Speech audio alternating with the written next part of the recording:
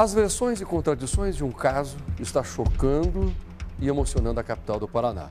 A morte do pequeno Marcelo, de 3 anos, atropelado por um motorista bêbado e sem carteira de habilitação. O Tribuna falou com a mulher que estava com o menino no momento da tragédia. Uma entrevista reveladora que você verá a partir de agora. Antes disso, nós falamos com as duas mães que choram por seus filhos. De um lado, a mãe do menino morto, do outro, a mãe do homem que tirou a vida da criança. Duas versões para o mesmo caso. O Lucas Rocha vai contar essa história para a gente. De antemão, eu vou repetir algo. O bandido, o criminoso, é o rapaz que, alcoolizado, acelerava dentro da cidade. Vamos corrigir aqui? Ele não é bandido por causa disso. Desculpa, eu gosto de ser justo. Ele não é bandido por causa disso. Mas ele é criminoso. Ele cometeu um crime. Criminoso. Ele é o criminoso. Mas e a mulher que cuidava da criança? Não cometeu um crime, mas não uma irresponsabilidade? Tire você as suas conclusões. Toda família, quando recebe um filho, sempre pensa: que nome nós vamos dar? Ah, é um menino, vamos homenagear o pai. O Marcelo vai ser o Juninho. E aí, gente? Vocês têm ideia de quantos sonhos foram arrancados por causa disso? A equipe da Rede Massa recebeu uma informação importante. O endereço de Bruno Alisson Batista Ventura, motorista que atropelou o menino de 3 anos na última sexta-feira. Ele morava neste apartamento com a família até ser preso. Procurávamos por Rosana, mãe de Bruno. Rosana! Ela poderia trazer a versão do motorista para tudo o que aconteceu. Rosana! Mas a janela está aberta, a gente tem informação que trata-se daqueles apartamentos ali no 2º andar. Rosana! Não nos atendia, mas vizinhos permitiram nossa entrada no condomínio. Fomos até a porta do apartamento da família.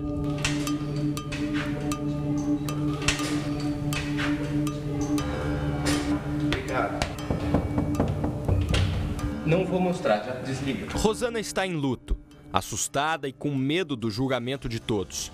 Pediu para não mostrarmos o rosto dela, pelo receio de perder o emprego.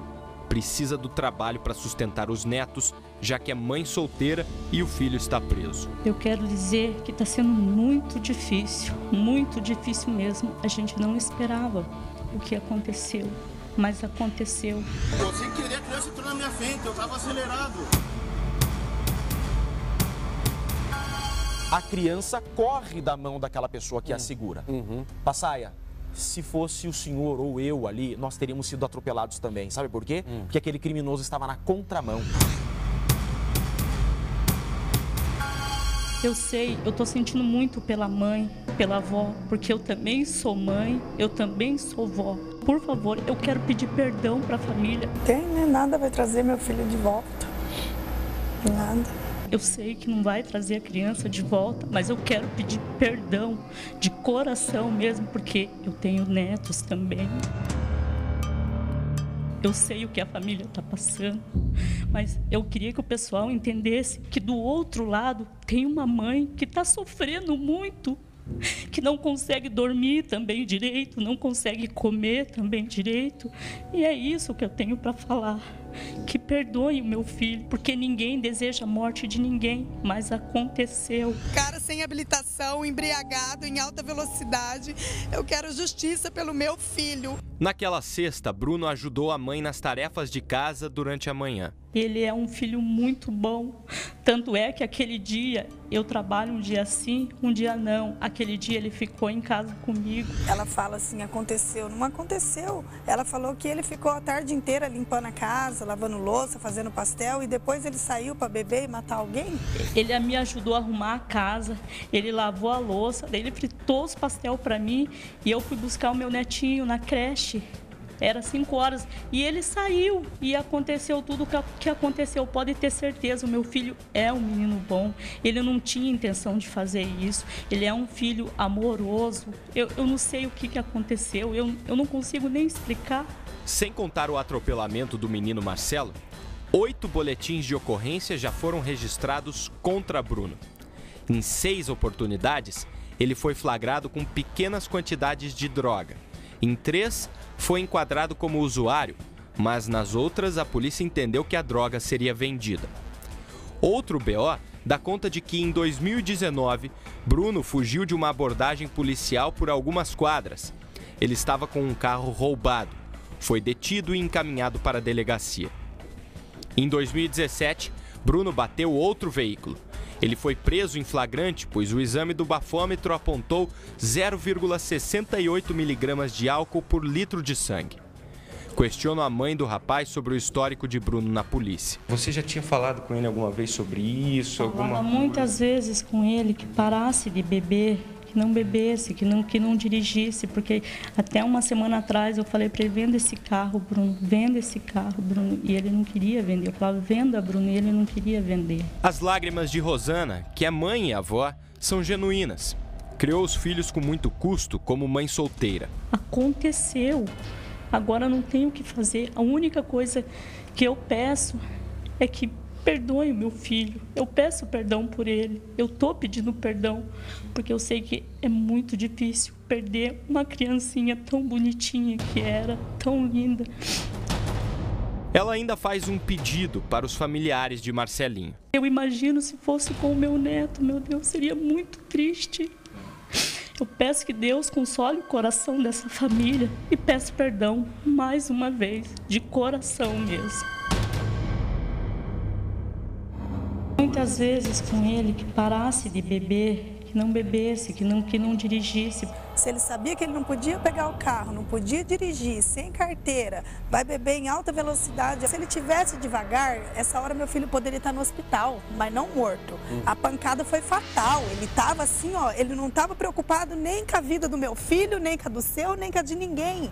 Ele estava em alta velocidade, ele estava colocando a vida das pessoas em risco mesmo. Mas aconteceu. Aconteceu, não aconteceu, ele provocou essa situação, ele provocou. Eu peço perdão por ele. Infelizmente, eu como mãe, meu coração está um buraco. Eu não consigo perdoar ele nunca, nunca, nunca.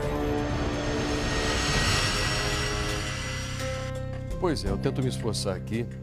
Falei para você que a justiça hoje, ela precisa ser feita através das leis que existem aqui no Brasil.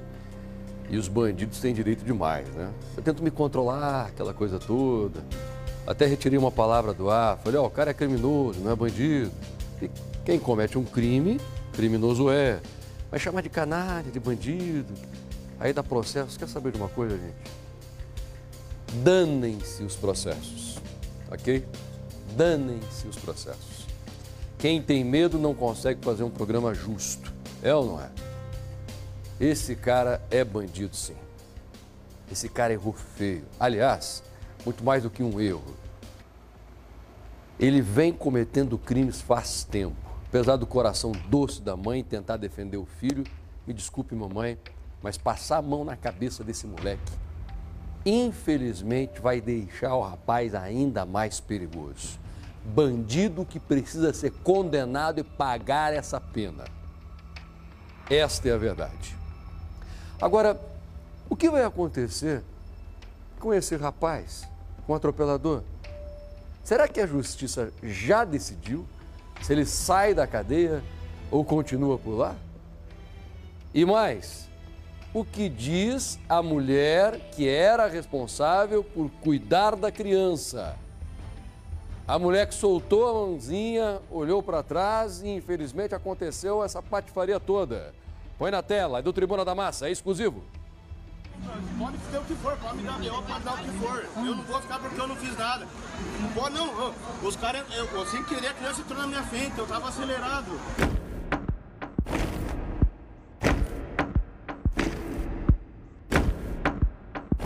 O Ministério Público pediu para converter a prisão em flagrante para preventiva. Só que o motorista Bruno está cumprindo pena por condenação de tráfico de drogas em regime semiaberto. Agora, o juiz vai decidir se ele volta ao regime fechado ou se permanece no semiaberto e fica preso preventivamente pela morte da criança. A audiência de custódia aconteceu na segunda-feira e Bruno preferiu manter silêncio. A decisão do juiz deve sair em breve. Até o presente momento, nosso sistema não consta nem o alvará de soltura desse indivíduo, nem tampouco o mandado de prisão. Está mantido o flagrante, inclusive foi homologado pelo Poder Judiciário, então o procedimento está regularizado. É um criminoso contumaz, tem condenação por tráfico de drogas, ele não tem passagem policial somente, ele tem condenação, ele tem sentença condenatória com trânsito em julgado por tráfico de drogas, por roubo. É um criminoso que já fugiu de viatura policial. Então, entendemos que ele deve ser preso. Se não regredir ao regime fechado, deve ser preso preventivamente, porque ele é um risco à sociedade, ele é um risco à ordem pública. Na tarde de terça-feira, a polícia ouviu o depoimento de Andressa Marques de Oliveira, mãe de Marcelo, e também da amiga dela, que estava com a criança, Emanuele Osório. Os depoimentos duraram mais de 3 horas. Veio toda aquela cena na minha cabeça, de eu saindo descalço, correndo, desesperada. A princípio, eu achei que seria só um acidente, que eu ia chegar no local, ia levar meu filho para o hospital e que ele ia ficar bem. Nem um momento passou na minha cabeça que eu ia chegar lá e ele ia estar praticamente morto, porque parece que ele só estava esperando eu chegar no local. Quando eu cheguei, falei: filho, a mamãe está aqui. Ele se mexeu, ele estava respirando, minutos depois ele parou de respirar. A impressão é que ele estava esperando só eu chegar para se despedir de mim. Que essa criança possa reviver. Em nome de Jesus, Senhor, nós colocamos a sua presença. Marcelo Henrique Marques, de 3 anos de idade, morreu na última sexta-feira depois de ser atropelado por Bruno Alisson Batista Ventura, de 24 anos. O motorista não tem carteira de habilitação, estava alcoolizado e dirigia na contramão. Aquela criança não teve qualquer chance. Aquele criminoso, não só embriagado, sem habilitação para dirigir, ele também estava na contramão em altíssima velocidade. As imagens deixam claro que ele estava na contramão em alta velocidade. Essas imagens devem ser submetidas à perícia para averiguar a velocidade que aquele veículo transitava naquela via, uma via estreita, mas é possível perceber que ele estava incompatível com a velocidade da via, pois que ali é 30 km por hora. E ratifico o já dito pelo juiz. Estamos diante de um homicídio doloso por dolo eventual. Eu quero que ele pague pela irresponsabilidade dele, porque ele cometeu um crime. Igual ele fala no vídeo: eu não fiz nada. Então tirar a vida do inocente na cabeça dele é nada. Dirigir alcoolizado não é nada. Sem carteira não é nada. Marcelo era o único filho de Andressa. Ele faria 4 anos de idade em dezembro. Eu não posso trazer meu filho de volta, mas eu quero justiça em memória dele, entendeu? As investigações continuam, mas a polícia tem prazo para a conclusão do inquérito. A gente tem 10 dias para concluir o procedimento. Acredito que até o final da semana que vem, provavelmente, caso ele permaneça preso, a gente já conclui o procedimento. Olha, gente, atenção, eu continuo com esse caso. A mãe, ela ontem disse que não perdoaria a amiga, não queria mais ver, só que houve um reencontro, ok? Houve um reencontro, está na sequência. Só quero falar para vocês aqui, atenção. Vocês lembram do Dom Juan? Aquele homem que estava dando muito trabalho para as mulheres na internet, o cara que se aproximava e arrancava o dinheiro das vítimas, o bonitão, o conquistador, foi pego, está preso. Depois de muitas denúncias aqui no Tribunal da Massa, finalmente a polícia põe as mãos nele, hein? Reportagem exclusiva do Tribuna, vai na sequência, vai ainda hoje aqui. Agora vem cá, o cara foi preso faz pouco tempo, foi agora há pouco. Por isso que eu já estou anunciando aqui para você, os nossos repórteres já estão fazendo tudo. Ontem os pais do menino Marcelo e o advogado da família estiveram aqui no estúdio comigo. Depois que saíram, eles foram até a delegacia para os procedimentos legais. E lá, a mãe do menino não é que teve um reencontro com a vizinha, amiga, que era responsável por segurar a mãozinha dele? Um reencontro emocionante, é ou não é? Vamos ver como foi? Passar, eu estou aqui agora com a Emanuele, que é amiga da Andressa, que estava com o Marcelo, com a criança, no momento do acidente. Ela é amiga recentemente da Andressa. Fala pra gente, Emanuele, como é que foi toda aquela situação, como é que foi aquele momento pra você? Foi desesperador, foi horrível você ver ali a criança ali e você não poder fazer nada, não conseguir fazer nada para ajudar, sabe? É muito triste, e ainda mais a pessoa que fez ali, em vez de estar ali tentando ajudar, tentando fazer alguma coisa, não, só fica preocupado com outras coisas, fica preocupado com o carro, então é muito frustrante, sabe? Ver tudo aquilo é de devastar o coração da gente, é horrível. Algumas pessoas perguntaram se você estava segurando, não estava segurando, mas naquele momento você não estava segurando a mãozinha dele, né? Não, eu não estava segurando a mão dele, ali é um lugar que a gente sempre ia. Tava o meu filho, tava ele, tava mais uma menininha junto com a gente. Ali ele me esperava para atravessar a rua, tanto que eu não tava longe dele, sabe? Eu tava perto dele. E ali é um lugar que não pode correr. Na filmagem lá mostra, tinha muita gente na rua, sabe? Eu falei ali pra delegada que eu não dirijo, eu não sei ver qual velocidade que ele tava, mas eu sempre saía de carro com a Andressa e a velocidade que ela passa naquela rua e a que o cara passou, não tem comparação, sabe? Eu não entendo como que, sabe, a pessoa coloca uma vida assim tão em risco, porque, meu Deus do céu, dá pra ver, ele colocou o pezinho na rua, sabe? Que momento que você percebeu que o Marcelinho saiu do teu lado e correu? Que momento foi esse? Não, eles estavam os três assim do meu lado, ele não estava longe de mim, ele não estava longe, nós tudo já ia atravessar, sabe? A Thalys também estava ali junto com a gente, tava todo mundo indo atravessar a rua e na hora, eu não sei se eu olhei para trás, eu não sei, só que eu vi o carro batendo nele, eu não vi de onde que veio aquele carro, só vi o carro batendo nele, jogando ele longe, eu joguei sacola no chão, fui correndo para ele. Até aparece meu filho e a outra menininha na porta do mercado, sabe? Andressa, você conseguiu falar com a Emanuele até agora?